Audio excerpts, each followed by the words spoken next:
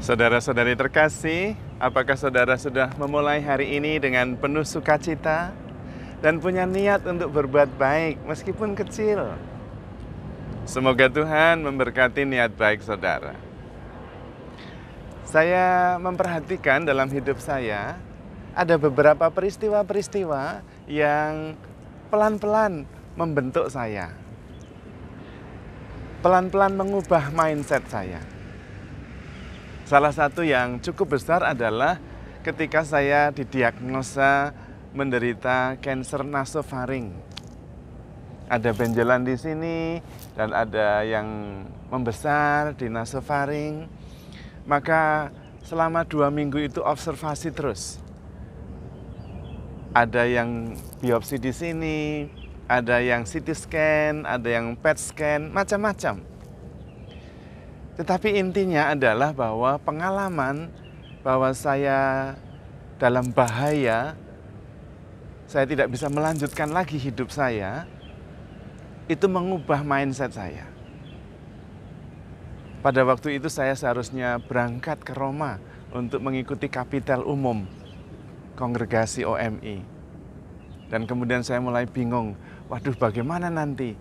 Saya bisa berangkat atau tidak berangkat? Apa yang harus terjadi, siapa yang menggantikan. Dan pada waktu itu memang kemudian yang ada adalah semuanya tidak penting. Tidak relevan. Yang penting adalah kemudian bagaimana saya bisa menghayati hidup saya.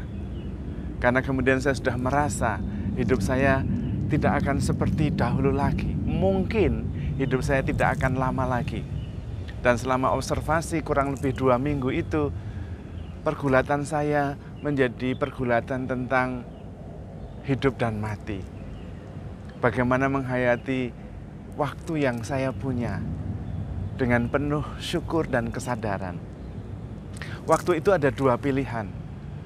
Apakah saya kemudian terkungkung dalam kekhawatiran bahwa hidup saya tidak akan lama lagi, akan berakhir segera, atau kemudian mensyukuri setiap momen, setiap saat yang masih bisa saya nikmati.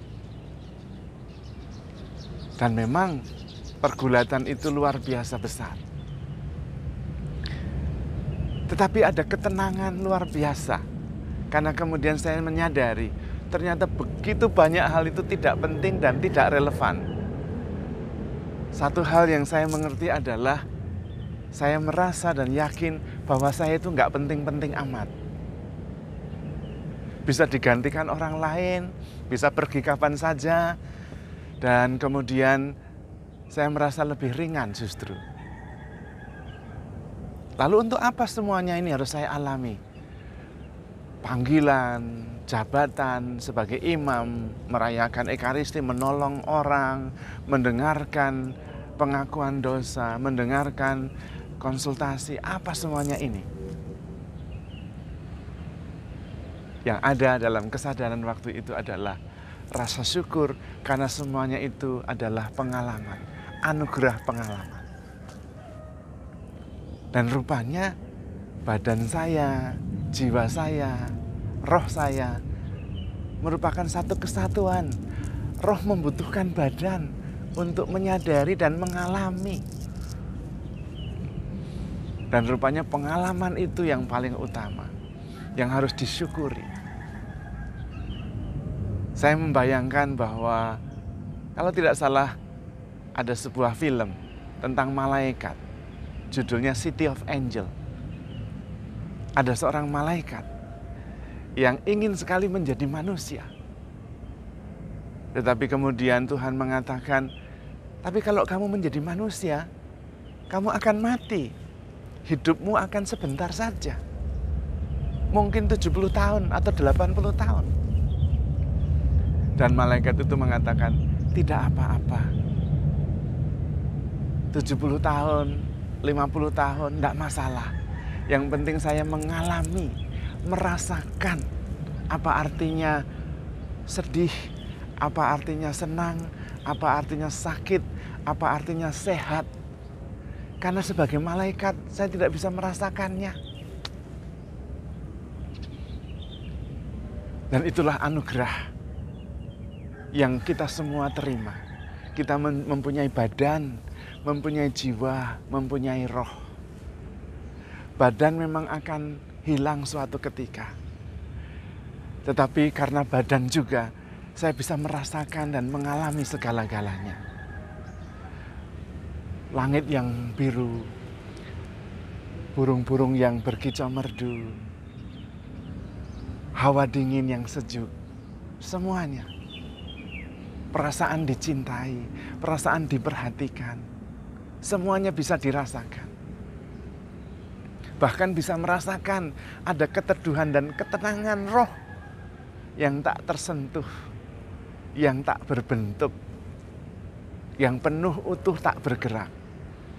Bisa merasakan, bisa sadar karena kita berbadan dan berjiwa. Sehingga roh juga bisa dialami, disadari. Tetapi memang yang sering terjadi adalah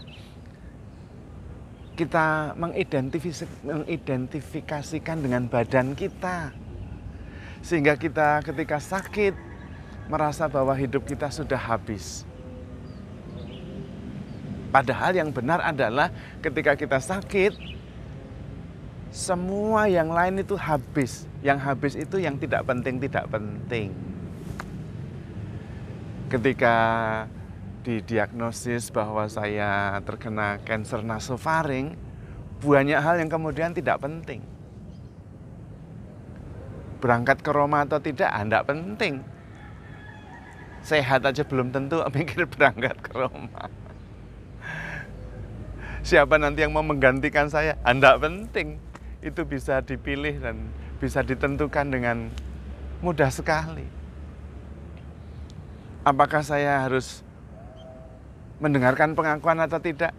Ya sudah, orang lain bisa melakukan. Banyak hal yang kemudian tidak penting. Termasuk apakah saya harus membeli ini, membeli ini, membeli itu, barang tidak penting sama sekali.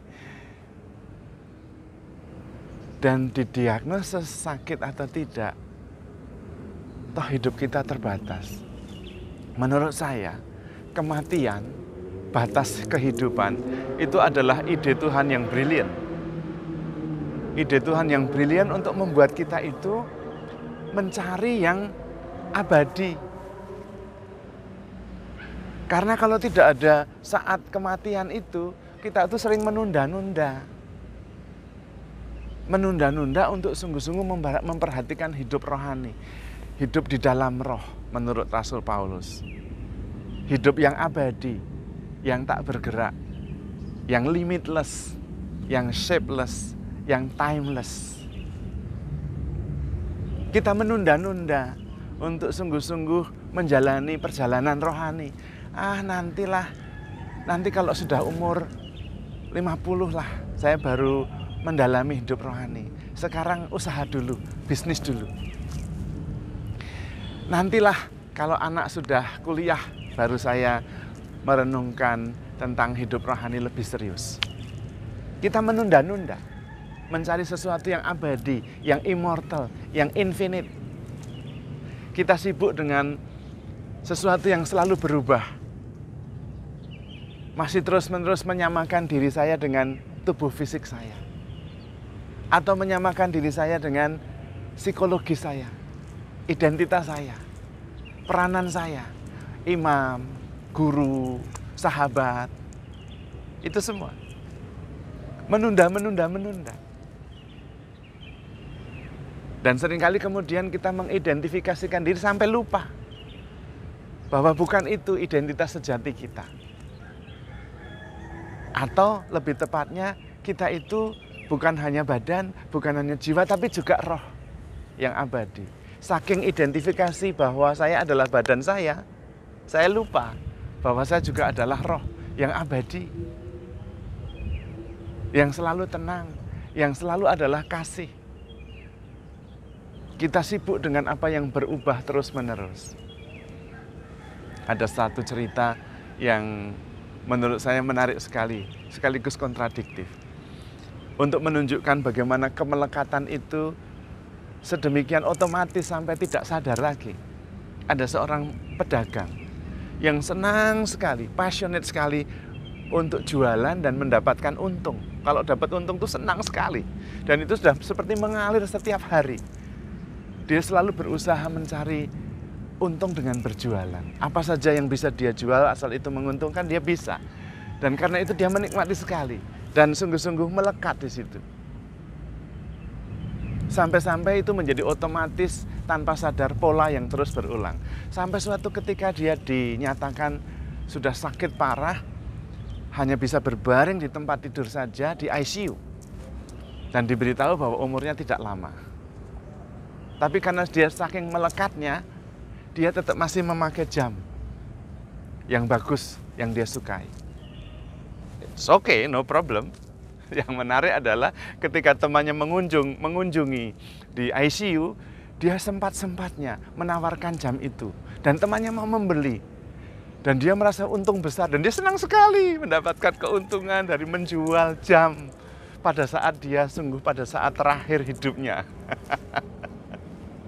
Luar biasa sekali, luar biasa sekali.